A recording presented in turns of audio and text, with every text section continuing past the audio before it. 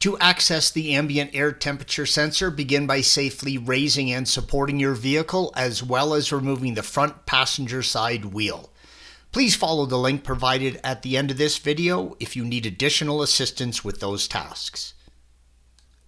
You're going to remove the front passenger side wheel well liner, and there are a total of 19 T25 Torx screws and two 10mm nuts holding the wheel liner.